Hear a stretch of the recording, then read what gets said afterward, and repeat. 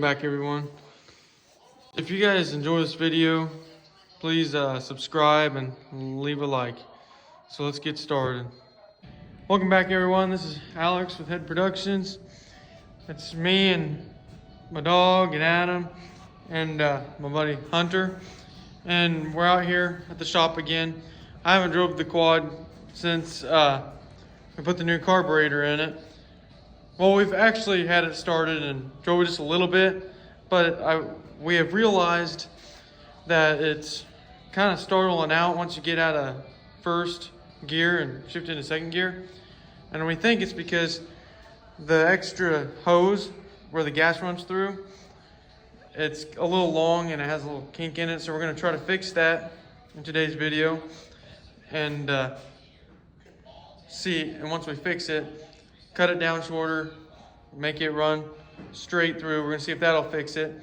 And if it does not, it could also be the jetting in the new carburetor, because you're supposed to go with a bigger one.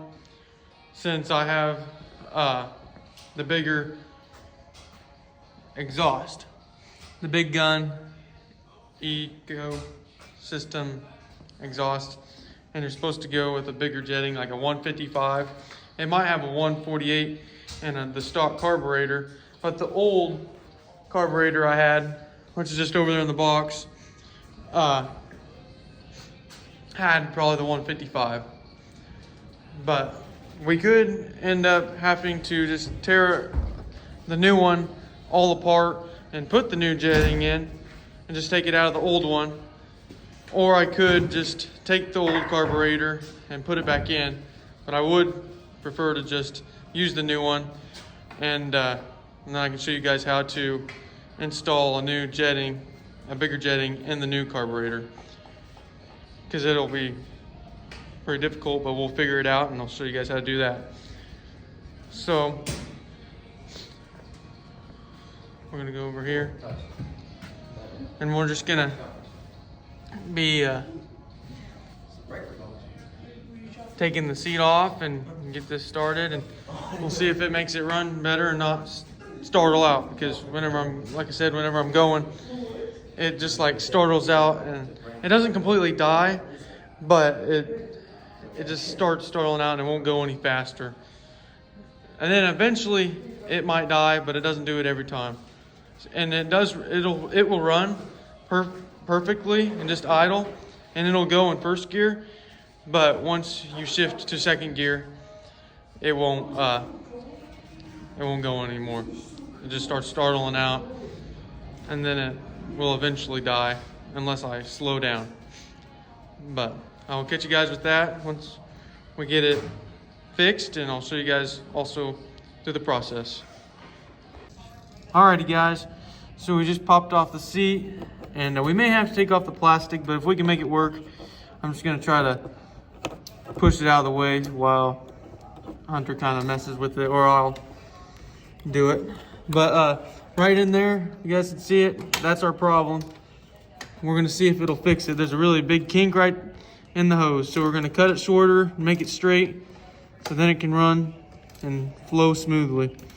Because we got it running through there, and there's the big kink right to the carburetor. We just need to undo that and cut that a little shorter, and probably should be good to go. Handles in the way, sorry guys. But see it right there? It's right there. But yeah, so we'll catch you guys with that. Alrighty guys, so got the plastic out of the way because we decided to take it off, it'd be easier. So now you guys can see where that kink is. That's our problem. Well, what we think anyways. So we're gonna cut this down and see if it fixes it. So we'll catch you guys with that. Alrighty guys, so still over at the shop. We didn't end up getting it fixed because we ended up cutting the hose too short. So tomorrow I'm gonna have to go to Lockridge, or whenever they open up, I'm gonna go and I'm gonna get about 7 inches, just a little bit, enough so it just fits perfectly.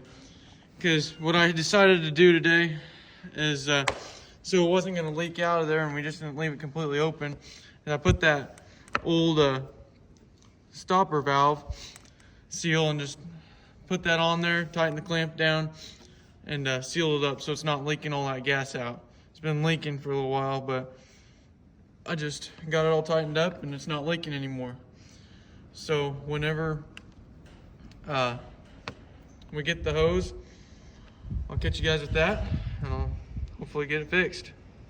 Alrighty guys, so I'm back in the shop on the next day, and I just want to show you guys, I went to the parts store today and got me about a foot of gas line.